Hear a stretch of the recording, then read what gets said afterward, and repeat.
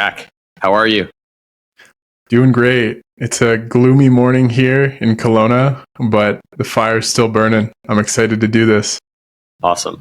Yeah, it's pretty gloomy here too. I'm sure you can see. Not that atypical for Vancouver though.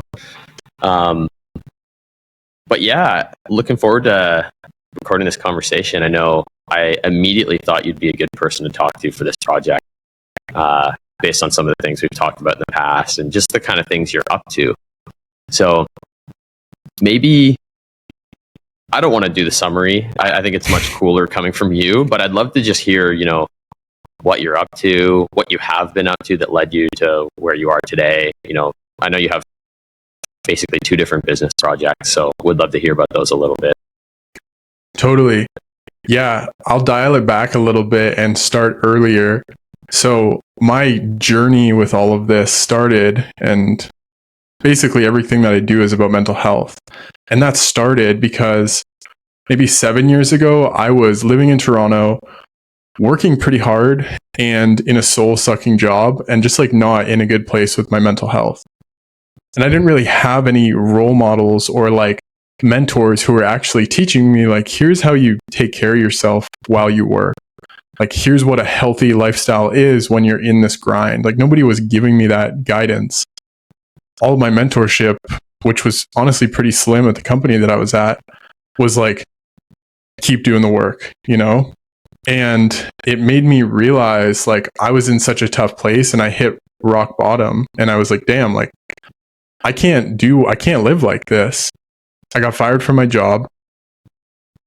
I basically needed to take a break and work on myself. Got a diagnosis of OCD, and it was just a major struggle of damn, I need to figure a lot out. And that really catalyzed everything that has happened over the past 6 years since that happened. And so I worked in the psychedelic space for a few years, was building different technology related and community related companies and projects.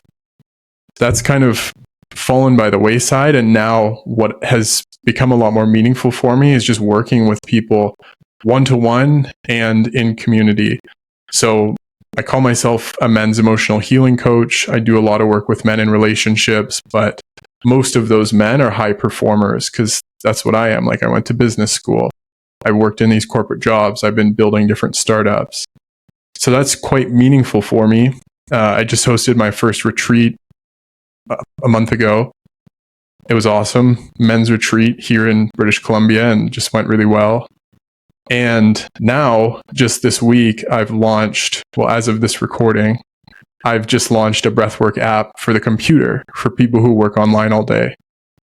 So that's basically what I'm up to and what I've been up to. And I'll just conclude by saying that this work is so meaningful for me. And that's really what drives everything that I do, is meaning. I don't want to do stuff just to make money. It's important to me to grow and to learn and to financially be well taken care of. But now meaning and what feels good and what helps me to feel connected to other people and helps other people connect to themselves is my number one driver. Awesome. I love it. There's so many directions I could go in next with that. Firstly, what were you doing when you were downtown Toronto? When you're, in the corporate world, in that stream of things? Technology consulting. So okay. Wake up, get to work, update websites for big clients who have a big public presence, go to meetings all day with different clients, manage web developers, manage app development, designers. And it was actually awesome because it taught me so much about how to have a bunch of projects going on at once and manage technology design and build. So basically that has given me all of these agency and I guess just technology management skills that I'm still using. So even though it sucked and it was hard and I got fired, it was really helpful for me. I'm really glad that I had that year stint of doing that. Yeah, fair enough. They are foundational skills for building businesses these days, is basically that kind of thing. So, totally. How did you land on breath work? And maybe I'll ask you for a bit more of a context on that. I know the Breathwork app. You've shared it with me, and I saw an email go out the other day. I'm sure that might be around the launch. Totally. Yep. Awesome. But I think I don't want to go too deep on a tangent here, but people are always looking for solutions. It's in our nature to be looking for something that comes next, and that's why humans have always just built things and tried to progress, and now we're trying to go to space with SpaceX and everyone else's projects for that. And it's super in our nature, but so there's a lot of that going on in mental health too. And I think it's gone in a lot of different directions I think there was maybe the 2.0, and I'm not here to say that it's not the right solution for anyone. I'm not a medical professional, and I actually know a lot of examples where it has been revolutionary for people to take medicine for mental health. I mean, like physical pharmaceutical meds. So I'm not against that. I'm just somebody who prefers the natural way personally. But I think, maybe a couple decades ago or a few decades ago, that was our version of exploring mental health was, okay, well, what pills can we create to fix this? And probably over the last 10 or 15 years, I think there was what substances can fix this. And I'm skipping over a lot of stuff. There's a lot of history of this. If you look at meditation and what that's all about and how long people have been exploring the mind and how to heal it with non-pharmaceuticals and non-psychedelics for a long time, I'm glazing over that part, breezing past it. But I think we are at a place where science is catching up to the ancient wisdom in a lot of ways of things like the breath and meditation. And it feels like that in so many regards, like science is catching up. Even, I'm in Vancouver. I don't know if you heard about this. There was a little micro earthquake last night. And there's a big fault line off the coast here that can be a big threat to a lot of the northern Pacific Northwest. And the First Nations communities have wisdom about that stuff. Like, I'm not even just talking about mental health. It's like there's a lot of wisdom where science is just catching up to the things that they have always known.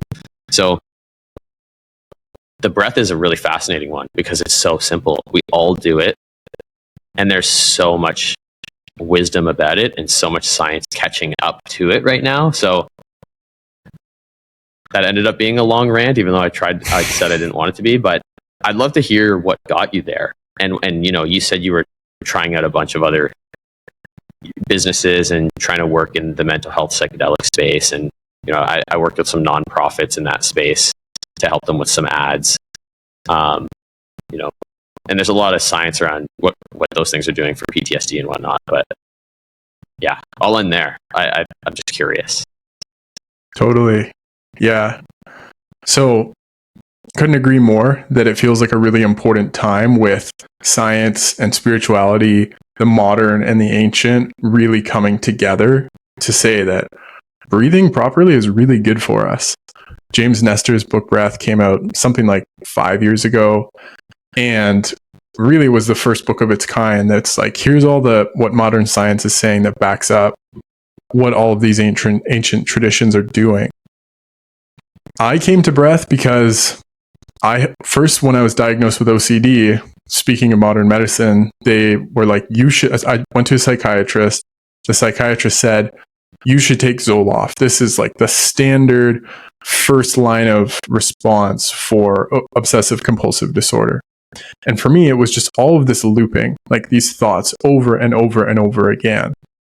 And at the time, not having a ton of somatic tension in my body, but I was just like, hang on, like this doesn't feel right. Like I'm not in a state of debilitation. Like I can still be present. I can go to work. Like it sucks at times because I just can't stop thinking about these things that I feel ashamed about or afraid of, but I can still function. So like I don't think medication is the answer for me right now.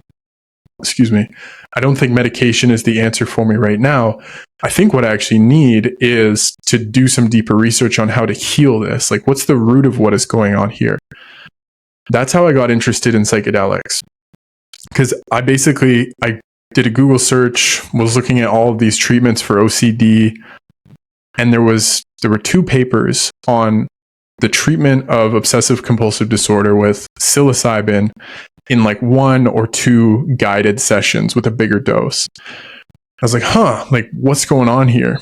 And I didn't really get it, but it intrigued me. And so I started doing a bunch of reading, seeing different papers, people's names like Robin Carhart Harris, Vince Polito, David Arizzo. And I was like, okay, like there's something here, there's great research happening. And that was actually what turned me on to like the psychedelic movement that happened over the past 6 years, basically, was, oh wow, like psychedelics can treat mental health disorders. There's clinical research that's showing this is possible. That's how I got into working in the psychedelic space. And I was really passionate about it, like really trying to make something happen. But the companies that I worked for didn't end up helping a ton of people. And meanwhile, like a lot of these approvals still haven't happened. And so I learned a lot about psychedelics and healing. And I did a lot of my own work. Like I was microdosing and becoming a lot more self-aware. I was connecting with a lot of great therapists and coaches. But the problem was I didn't fully feel supported in going into full dose. And I just didn't feel ready to do like mega doses with a therapist to heal. And so I was still dealing with all these obsessions, like a lot of anxiety, more of it being felt in my body. And then I found this new mentor, and she started to teach me about how to breathe and how to use breathing to regulate my nervous system. So this didn't necessarily help me to heal, but it was a pretty big revelation for me because I'd never really understand. Like, sure, take a deep breath is, something we say, but it's like how, and like how many deep breaths and what type of deep breaths. And so I started learning with this teacher. She was wonderful. She introduced me to an organization called I Am Heart, and they basically taught me how to breathe. Like, they're a Sufi-based organization. So Sufism being sort of a mystical sect of Islam. And I started to learn these different breathing techniques, the fire breath, the water breath, different ways you breathe in through your nose and out through your mouth, or vice versa, or both through the mouth. And being in this really calm meditative state where you're switching up the breaths, watching energy move through your body. And this to me was like, whoa, like there's something here. And I did that for, I think it was 10 months of weekly classes and study with them, pulling in all this new knowledge from the modern science with the ancient Sufi traditions of breathing that came from Hazrat Inayat Khan. That's who their teacher was, basically. So that taught me a lot, but it still didn't get me into this like deep emotional healing that I was looking for. And what really sparked that was finding Breathwave. And so that was the breathwork organization that I've spent 3 weeks training with them. You do like 50 hours of training over a week. It's a full-on retreat. And you're doing a ton of your own healing while you're there. Like the first week is all just healing, breathing twice a day for an hour, using the technique of conscious connected breathing, which is just awesome. Like compared to the slower, calm breathing that I was doing with I Am Heart, with my first breathwork training that I did, this was a lot more, I shouldn't say a lot, but it was slightly faster and slightly more intense. And it was more about putting hands on the body and like feeling where pockets of tension were and opening up what was stuck, which is our shamed or repressed or unfelt emotions, basically. And that just, like, I cried every day for 2 weeks during my first 2 weeks of training with them. It was back to back, nonstop. And every day I was like, whoa, like this is real healing. I'm releasing emotions. I'm feeling held in new ways. And I don't have to take psychedelics. Like the risk was a lot lower for me as someone who had previously felt unsafe with that. So that's been my journey. And like now I do breath work every day. I teach it to basically all of my clients, and it's become like a way of living for me, right? It's like I'm constantly becoming aware of what my breath is doing because it represents what's going on in my nervous system. Mm-hmm. It's funny. I'm so conscious of my breath even in this conversation, much more than usual, I think, just because we're talking about it.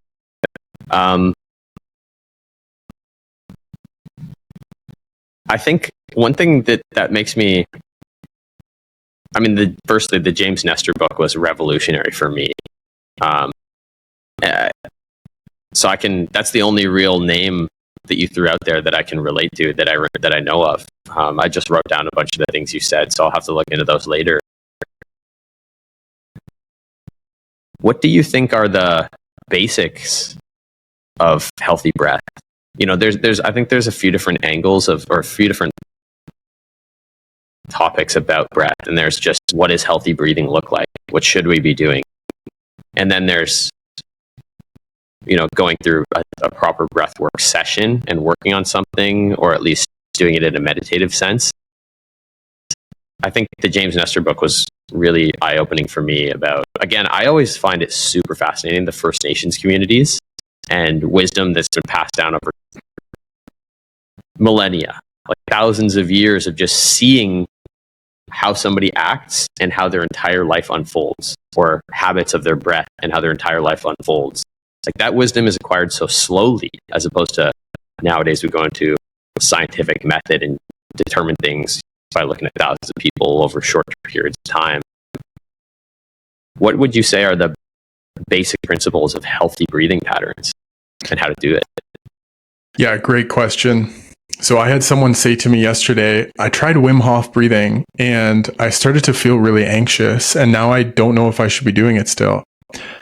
And I think there's this misconception, because like Wim Hof breathwork has helped so many people. It's like really helped to expand the breathwork movement, but it involves a lot of tensing, a lot of holding of the breath. And a lot of people don't fully know how to do it, right? Aren't being taught properly.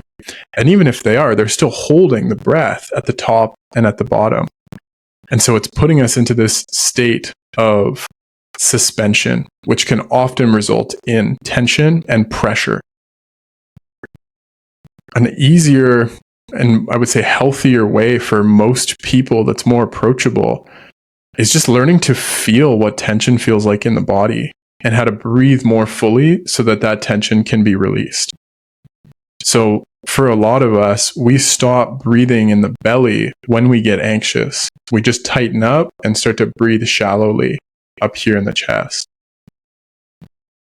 One of the fastest ways to feel more safe and more grounded in the body is just to put a hand on your belly and learn to start breathing more into that hand. Because this is opening up the lungs, using the diaphragm, and expanding the breath down the body. This is where the vagus nerve is rooted, is in the gut. And so it's largely responsible for that brain-gut connection. And when we're breathing into the belly and opening up that tension in the abdomen, we start to feel more safe, and we're sending this signal to my brain that I can relax. And so this is a really easy thing that anybody can do, is just put a hand on your belly and check, like, am I breathing here, or is my breath caught up here? And then starting to work on opening that up. Mm-hmm. Okay. And what about, that's an interesting one, that the vagus nerve is in the gut or in the belly, because that's something that I've always heard. I might even have been in the James Nestor book, that when you breathe in and then you breathe out longer and more slowly, there's something about the diaphragm contracting and the vagus nerve, just how the nerve can sense that, and it sends a signal to the rest of the body to calm down, that you're safe, I guess, essentially. Yeah, a slower exhale will help you to activate the parasympathetic. So if we're taking these really fast breaths, like, or, just feeling a little nervous and there are these smaller, shallow breaths, we start to get tense. We start to go into sympathetic, into fight or flight. Every time you breathe in, your sympathetic nervous system activates a little more. Every time you breathe out, your parasympathetic nervous system activates a little more. And so it's a very healthy balance, or at least it's supposed to be. But so many of us are used to basically tensing up all the time and not fully relaxing as we exhale, and not taking a full exhale, and not breathing out slowly. And so a lot of us are hypersympathetic. We're just in a fight or flight state a lot of the time without realizing it.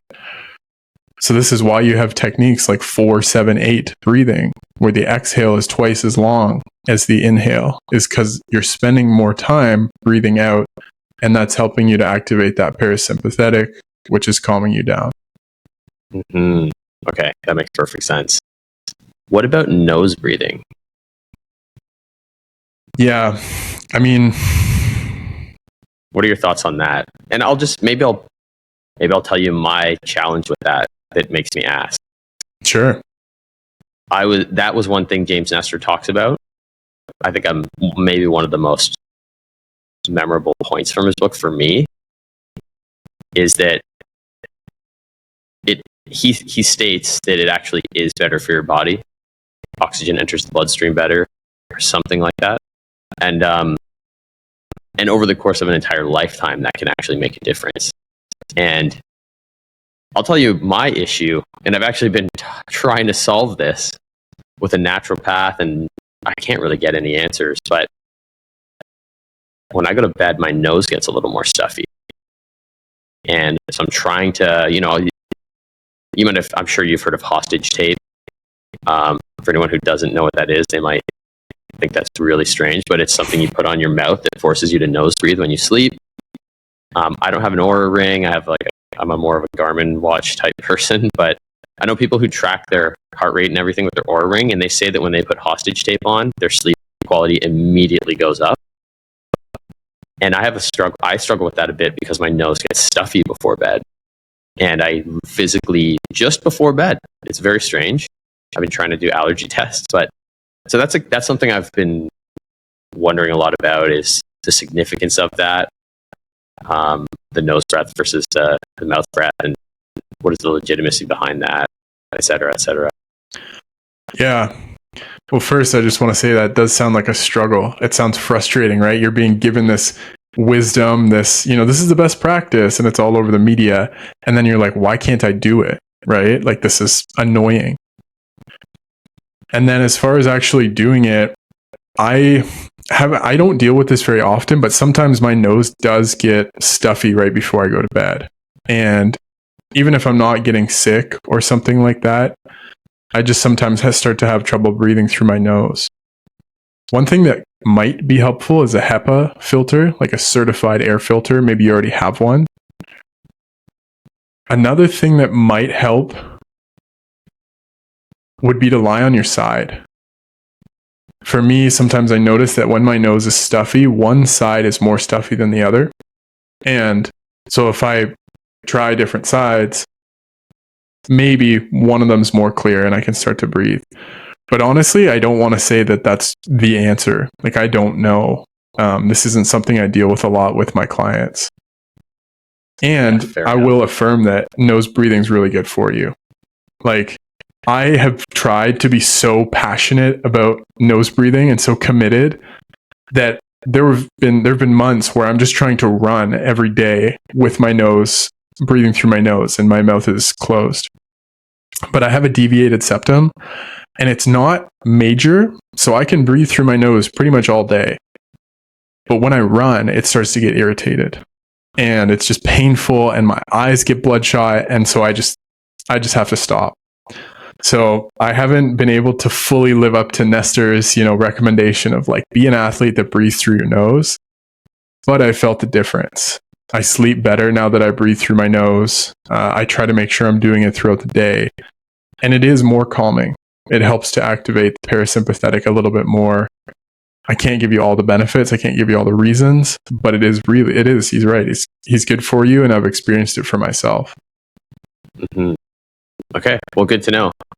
Yeah. It's a tricky thing, everybody's different. And this is one of those things where I'm trying to do the right thing, but you just realize like my body's just different and it's annoying.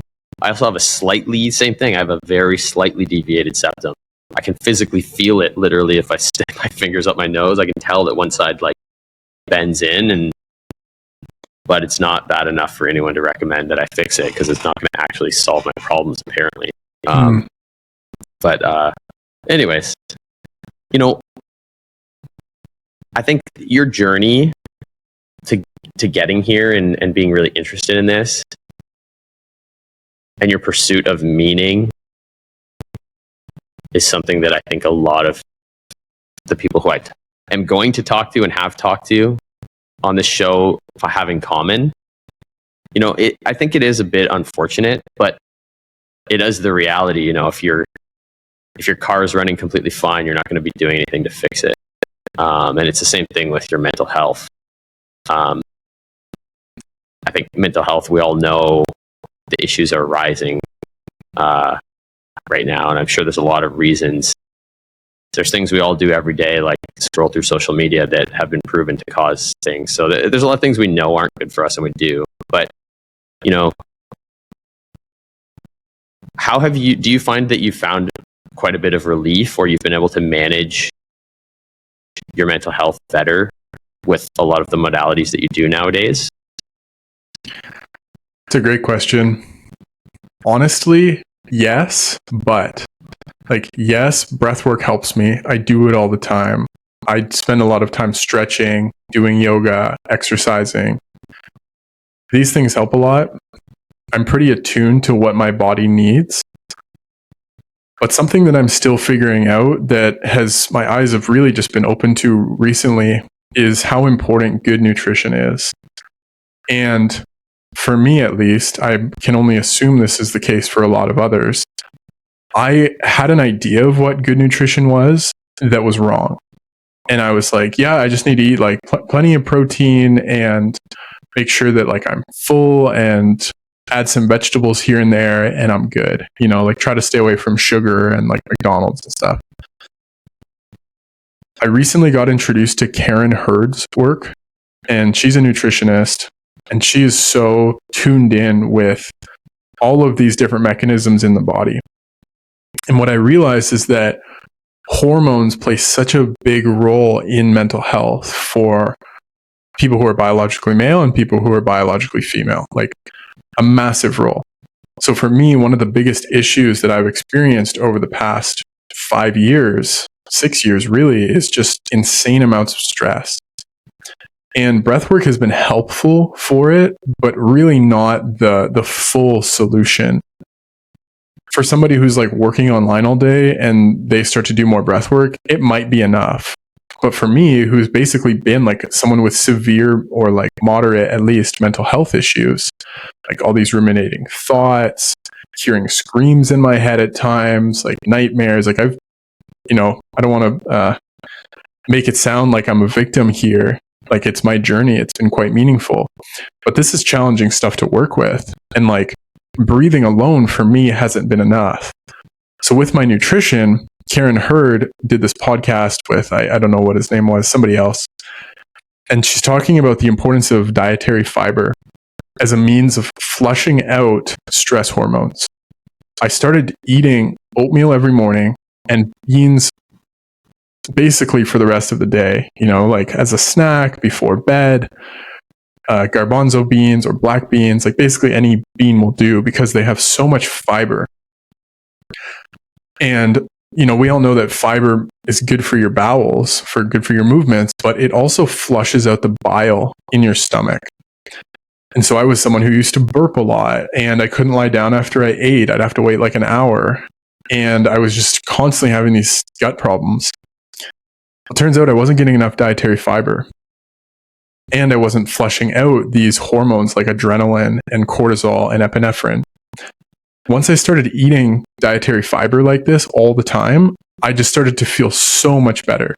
Like my capacity for work has gone up. I have more energy. I'm sleeping way better. I feel more relaxed. And a lot of people don't think about this. So that's been a huge game changer for me. And the other piece that I'm learning more about now is serotonin. Because like a lot of us just get diagnosed with a mental health problem and a lot of us get diagnosed and then are given an SSRI, right? Or told, take an SSRI. This is an antidepressant. It'll boost your free flowing serotonin between your neurons, something like that. But it's like, well, hold on, like, can I not increase the amount of serotonin naturally? And so what I'm learning is that there's different foods you can eat that boost tryptophan levels, which is a precursor to serotonin. And just that we can see food as medicine, you know, like rather than jumping right into taking something pharmaceutical, it's like, well, hold on, what are we eating? Because like food is like, you know, we're eating all day, every day. That's going to start to add up if there's an imbalance there. So to answer your question, like, yeah, I think breath work, meditation, yoga, exercise are great. But I'm also realizing that good nutrition is largely underrated. That's amazing. I'm going to have to ask you for that podcast link after this. For sure. So recently, you know, talk about stress levels. You know, I think we've talked about it, but part of my journey is I had a really crazy stressful last job in the corporate world.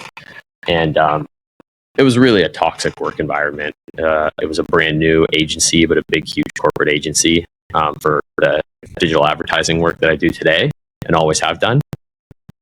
And it was just insane. And I one day it was so bad for my mental health. I wasn't sleeping well, and I got out of that. And I started working for myself. And what do you know, when you're working for yourself, you can really end up in that place almost more easily. But it's a bit of a double-edged sword because I'm super excited about it at the same time. You know, I overwork myself because I'm excited about progress and I find it fun. And, you know, talk about meaning. I didn't really think I was going to continue doing marketing work forever, but I started having a lot of fun doing it again because the meaning for me comes from being able to supply the team with an income and training and opportunities and cool businesses to learn from and work with. And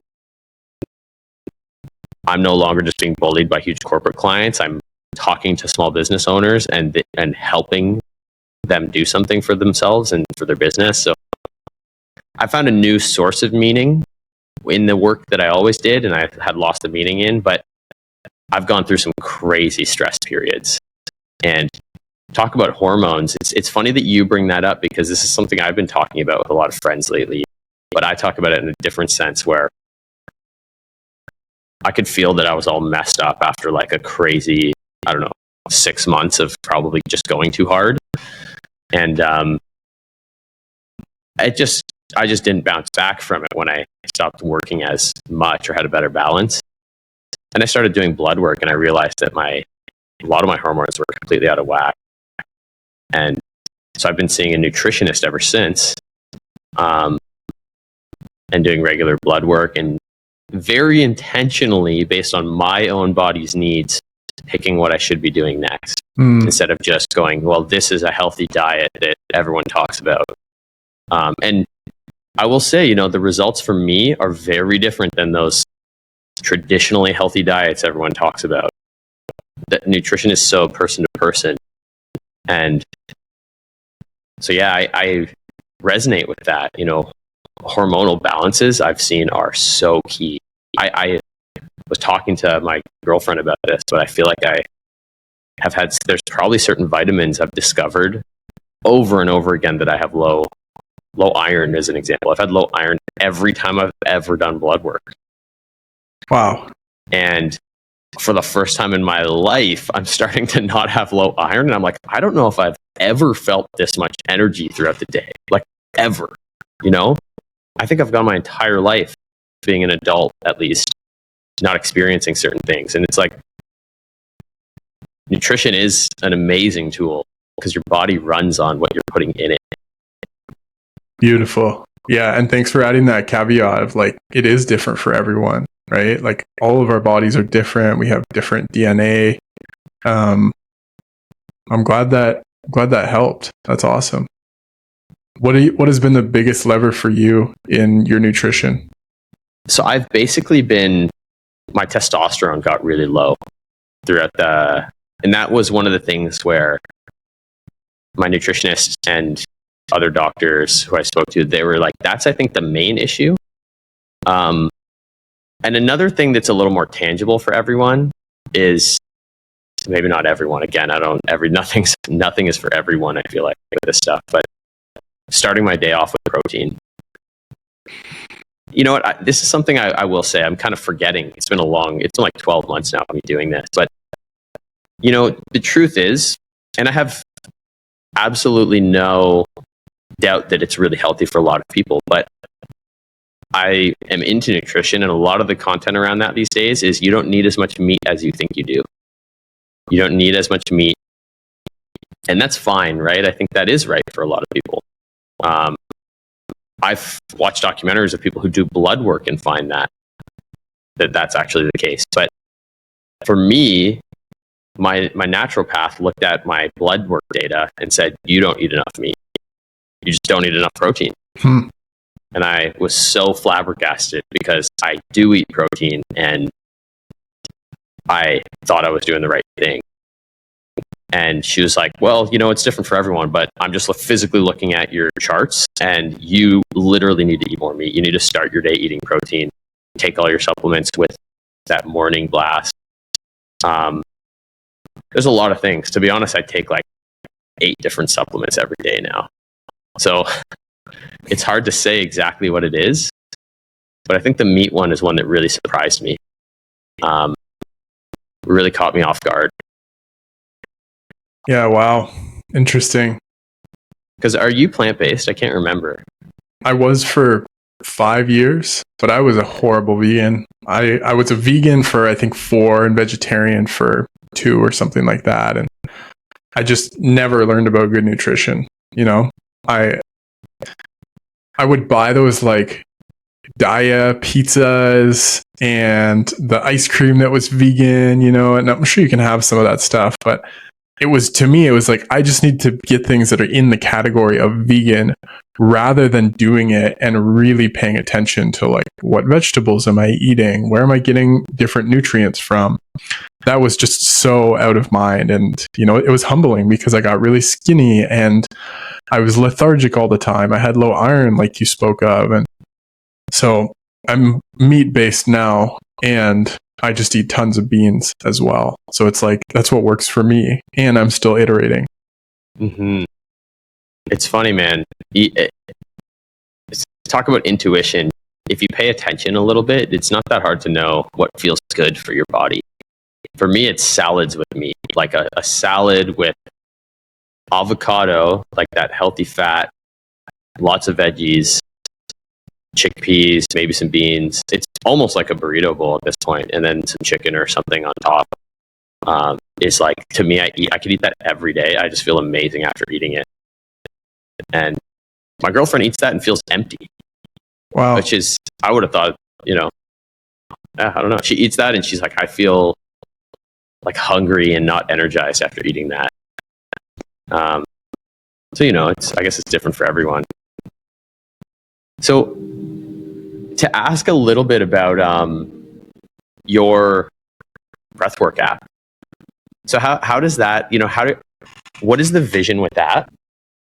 How are you working on it? I'm just curious to hear a bit more about it. I think it's an amazing idea. I think these things are becoming more and more, it maybe is a blessing and a curse of modern day society, but once things hit the scientific realm, they start to get taken seriously. I think a lot of this stuff is kind of on an upswing. Yeah, I couldn't agree more. I mean, people are just realizing how important breathwork is. It's all the rage. I was thinking, what do I build here that's going to help a lot of people? Because I wanted to take my coaching and basically be able to help more than, 8 or 10 people a week, however many my cap is. And so I looked at breathwork apps and I realized they're pretty much all for your smartphone. And that in itself is a distraction from looking at your computer, right? And I mean, maybe some of us are good and diligent and just use our meditation app or breath work consistently. But what I heard from a lot of people is like, I get stressed out by certain things that I experience at work, like having managers asking me to do things and then getting a bunch of Slack messages and then checking my email and getting into this stressed out state. And when we're in that, it's hard for a lot of people to remember like, oh, I need to slow down and breathe. So it's like, well, what if we build something that integrates with the workflow when somebody's using the computer, when somebody's working online? So that's how we came up with the idea. There's 2 features right now. One is a breathing box that I was just looking at on my own screen. It shows up in the bottom corner and just does this. It's just a box with that fills up and counts you up and down. 1, 2, 3, 4, 5, 5, 4, 3, 2, 1. This is a coherent breath. It's good for us. It's a type of breathing that if we breathed like this all day, we'd be far healthier because it's these slow, deep breaths that go into your belly. And so every 15 minutes or 30 minutes, however often you choose, you get this reminder. And the feedback I keep hearing is like, oh, I haven't been paying attention to my breath at all. I'm usually holding my breath when I see this. So it's super simple. But it's a great reminder to pay attention to our breathing, to breathe more deeply, and it helps us to relax. The other feature is notifications in the top corner of the screen to do a breathwork session. We're still playing with the logic of how these show up. But right now, what happens is every 3 hours or every 2 hours, whatever you pick, you get a reminder like, hey, do a bit of breathwork. And you can say, not right now, I want to do this in 30 minutes or 15 minutes or dismiss it. But it's just there for you. So if you're feeling stressed out, you can do a session on stress. There's different sessions for preparing for a meeting, for calming down after a stressful day, all of these things that are relevant to how people work online. So that's really what it is right now, is this tool that augments your work as somebody who's using a computer all day and is probably disconnected from your body. That's awesome. And it's so true. You know, that's one of the things I really grapple with being an online business is I think it goes against my nature a little bit. I like it. I get a lot of value out of what I do, but I think it really does feel like it goes against nature. I feel like I should be somebody driving around in a truck with the windows down and my dog in the passenger seat, just like digging holes and planting trees or, you know, gardening or something. Like just feels like what we're supposed to be doing, or at least what I am deep down. If the world didn't have any responsibilities and obligations, that's how I would be living in some capacity. Amazing. Yeah, I'm a lot the same. Like I love to, and I'm sure you do, like have a project to work on and to feel a sense of seeing something grow. But we're not made to like buckle up and, you know, sit on a computer with our legs bent all day and not breathing properly. So, I mean, who knows where this is headed? But my goal with this, like it's free right now. I just want to help people. I just want to hear, like, is this helping you to get more in your body? Is this helping you to pay more attention to your stress levels throughout the day? And just bringing us into this more mindful way of working online when it's what we've chosen to do. It's what sustains our lifestyle and we need to do it. But how can we do it in a healthier way? I love it. I think it'll be a really useful tool for a lot of people, you know. What is your plan for, you know, on the technology side of it and what you're working on? Like, I'm just curious how you're doing it. Do you have a developer partner, or are you building it yourself, or are you purely building it at this point, or are you planning like a strategy for reaching out to, because I know you mentioned that enterprise companies are probably the ideal dream client because they can roll it out to a lot of people and would probably be interested in investing in their team's well-being throughout the day and performance. So yeah, I'm curious to hear about that side. Totally. Yeah. So right now it's designed for anyone to download and you just start using it on your computer. What we're planning to do is evolve it so that it works well for a team. And you can see, like, here's what people across my organization are listening to, we have to be careful because like it's personal, right? Some of these are about mental health. Like we want to be careful about how we give these recommendations, but there's a lot that we can do to tailor it, right? And to help organizations see like, here's how the perceived stress level of your employees has changed once they've been using this for a month. So there's a lot of incentive because it's this proactive way to help people to feel better, right? To improve employee well-being. So we're going to add a few more features related to that, like a dashboard and being able to make recommendations to personalize it to like what might work for your organization. But there's still a lot of learning to be done there. So it's really early days with that. Cool. I love it. I'm not a developer by any means, but I have learned that I just love building stuff. It's not even about, I've been on a bit of a binge. I actually have a torn ligament in my wrist. So usually I'd be out literally thinking of when I can go and mountain bike next, like all the time, or trying to plan a surf trip like once a month kind of thing. And I'm forced to just not do that for like 2 or 3 months. So 2 or 3 months. So basically I've been on a bit of a binge, and I come from the snowboarding and skateboarding world. That's my background as a kid, like very into sports, but also into those, and those ended up really shaping, who became my close friends and moving out here and everything. And just kind of watched some documentaries about Harmony Korine and Spike Jonze, who are big directors, and they come from skateboarding and eventually went and started doing way more interesting I shouldn't say way more interesting, no offense to skateboarding, but they're doing really cool art, right? And it's literally just stuff they're creating out of their psyche and coming up with these crazy ideas. And I've been going down a rabbit hole of people like that. And I just kind of realized building things is that, or it feels like it is.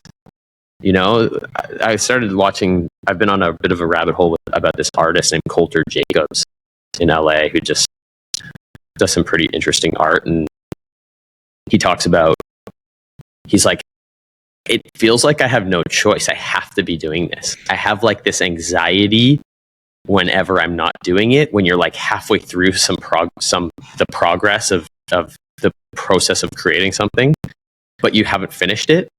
You just have this like anxiety, this like slight, like you're supposed to be doing that. You're supposed to be doing that. Do you relate to that at all? I'm just curious. Like I heard that and I was like, I am not putting any kind of paint on a canvas, but that's how I feel. Like I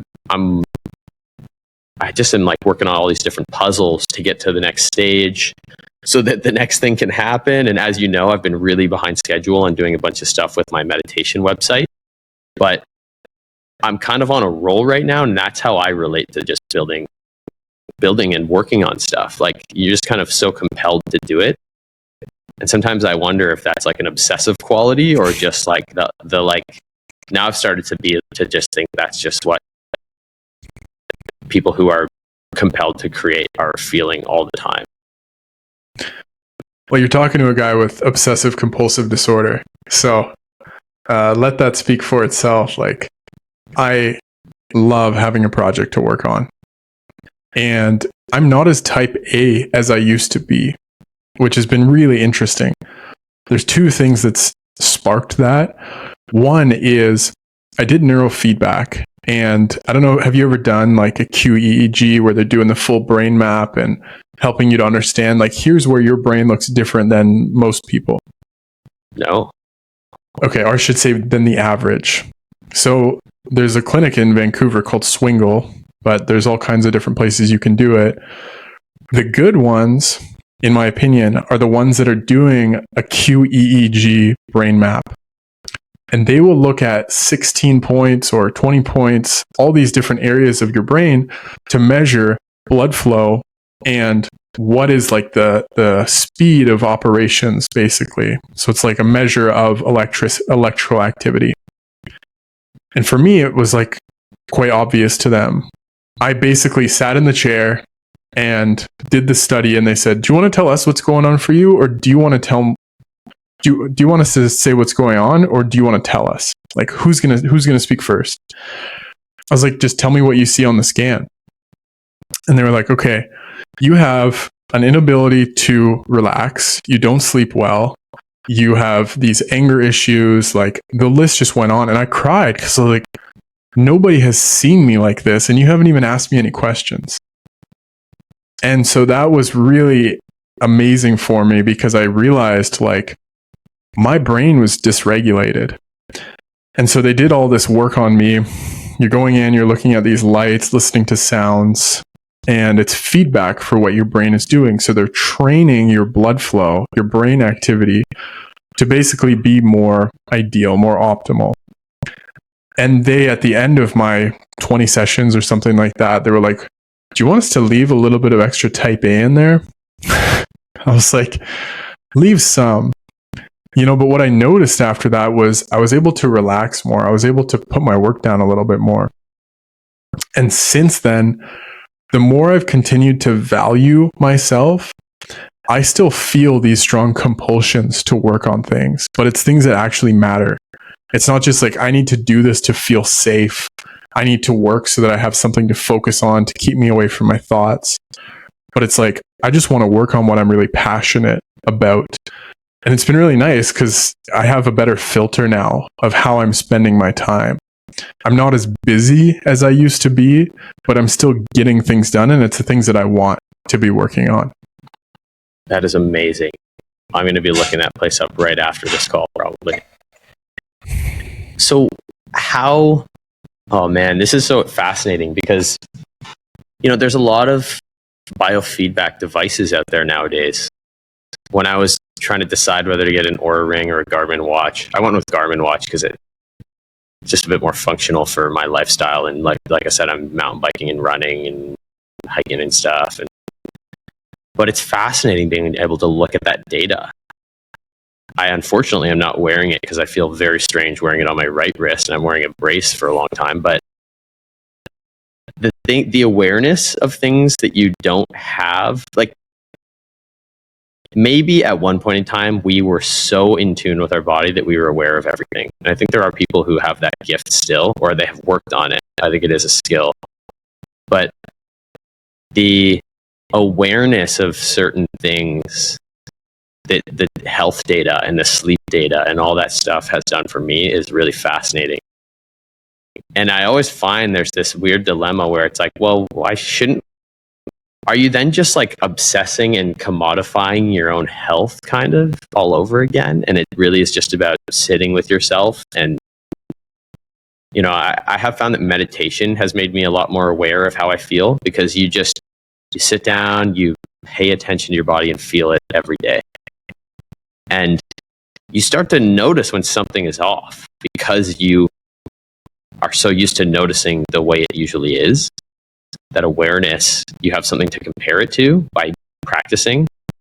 And that's amazing that you have been able to literally shift your mental behaviors and patterns in the way that you operate through the world because of something like that.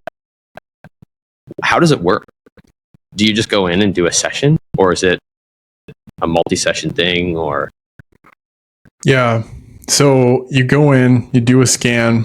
They give you, so they have a database. It's, to my understanding, one of the larger databases out there of, here's what brains look like.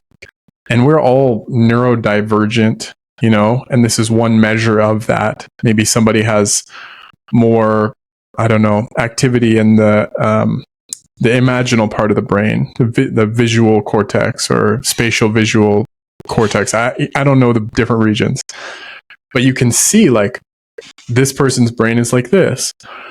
In my case, they were able to say, okay, you have a high beta on the left parietal or occipital lobe on the back of your head. And high beta, if we're looking at a brainwaves map, is stress. Like, that's where you're more likely to be dysregulated. And for me, it was like, okay, cool. So what do we do? So most of my sessions, they would just put one electrode, this monitor, measuring activity in that back left part of my head. And then you're sitting there for about 45 or 50 minutes. And you have these glasses that have lights, and they light up and give you feedback. There's also a sound that gets played when the lights go on. Excuse me. So over the course of these 20 sessions, or maybe 15, my stress levels just dropped lower and lower and lower. I had been really nervous in cars because I'd been in a car crash. I was in the passenger seat and basically felt a lack of control when this happened. That basically went away after I did this. It felt awesome. I felt so much more relaxed in cars. I was able to meditate more deeply and feel more relaxed. I got up to like doing an hour a day of meditation and feeling, not that it was easy, but that it felt really doable. And so I was just in this super calm state. So it was awesome, but I ended up going back into a lot of dysregulation. It showed me what was possible, and it did, I think, make some permanent changes, right? I did a lot of emotional processing. I would do a session and then my dreams would be crazy and I'd have all this crying or anger. So it would bring stuff up and help me to process it. It made me more calm, but it's not a long-term solution for everyone. Some people might say it permanently fixes things, but for me, I need to keep coming back to my own mindfulness practices, especially as someone who's working online all day. Mm-hmm. Yeah, interesting. There is, these things are practices. It's the every day as a human is just habit creation or habit change. Like everything you do is just reinforcing or de-enforcing. I don't even know if that's the word, or breaking habits.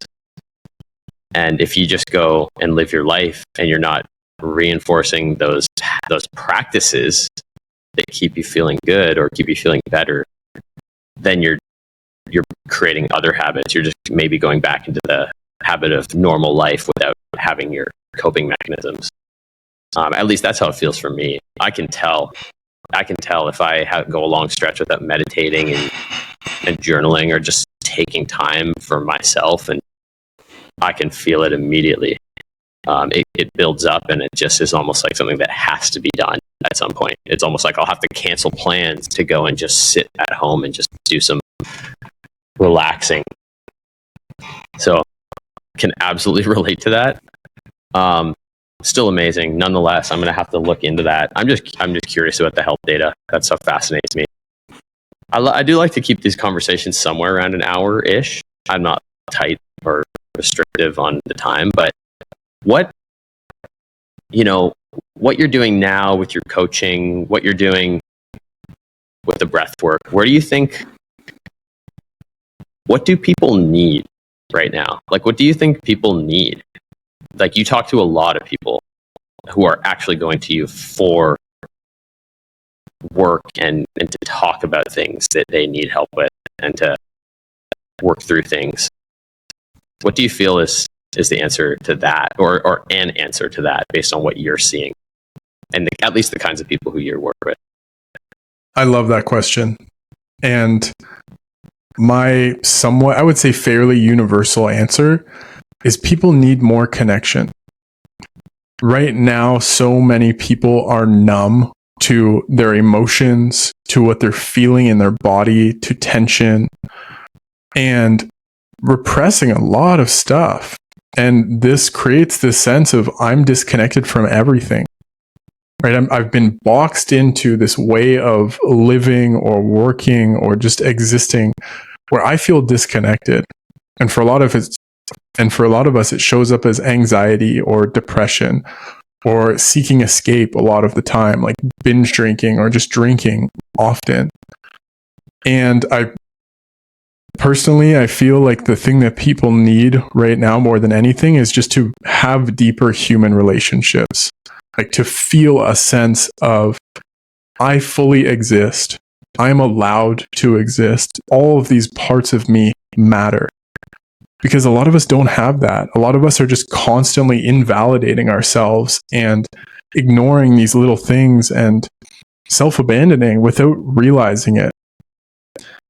And a lot of that starts with connecting with people who are emotionally fit, like who are really good at checking in with themselves and with you.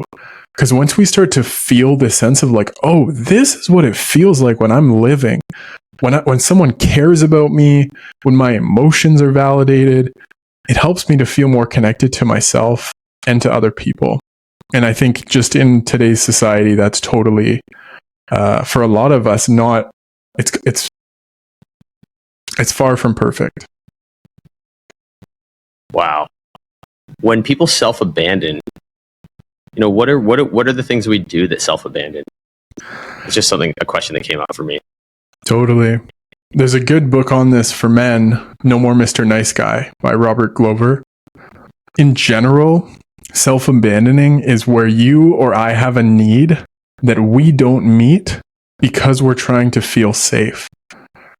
And so much of the time, this happens automatically. We don't realize what we're doing.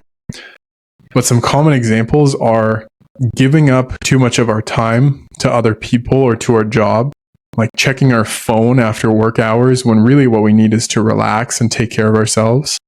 Not taking good care of ourselves, like not eating well, not working out, not doing the thing that we said to ourselves that we were going to do.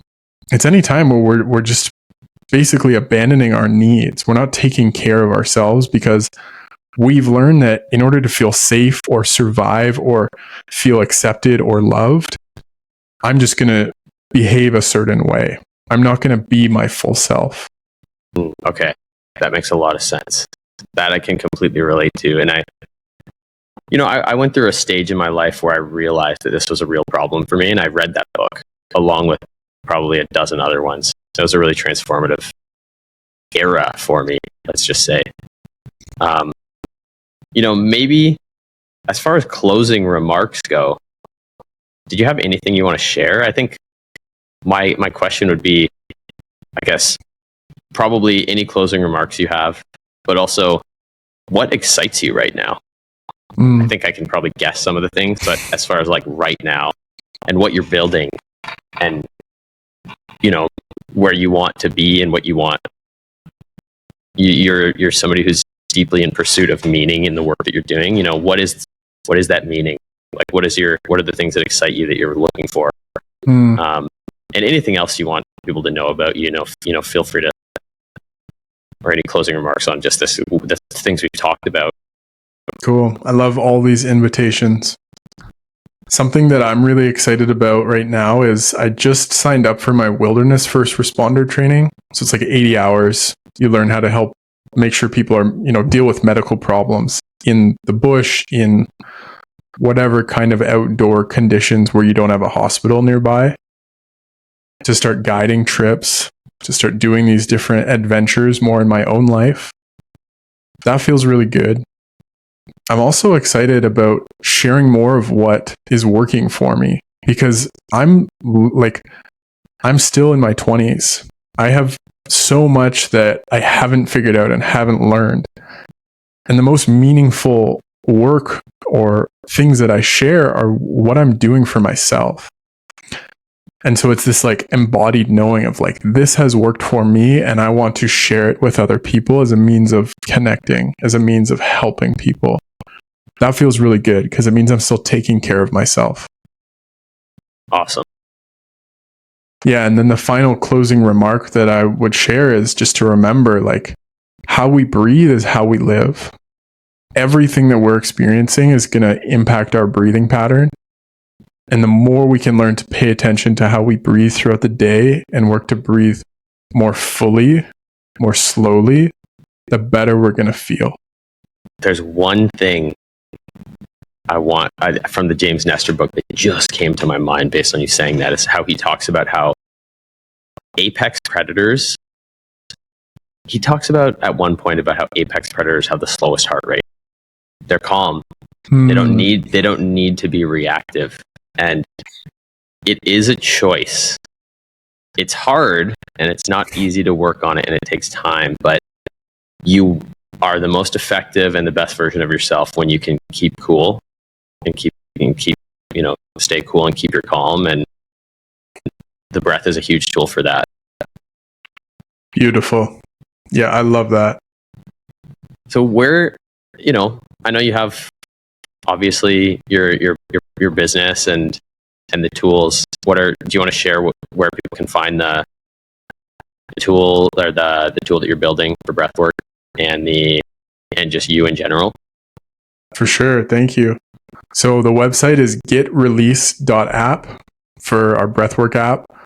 Right now, it's for Google Chrome. So you need to be using Google Chrome. Maybe by the time this comes out, it'll be more universal. We'll have it for different browsers. But that's getrelease.app. And then my socials are wholesome.guide. That's on Instagram, TikTok, Twitter. And then I think YouTube, they don't allow a dot. So wholesome_guide. Awesome. Cool. Well, great to catch up, Jack. Thanks so much for recording this. I feel like I love learning about this stuff. So this is one of my passions, is just having these kinds of conversations. Yeah, this has been awesome. Thank you. Thanks for having me on.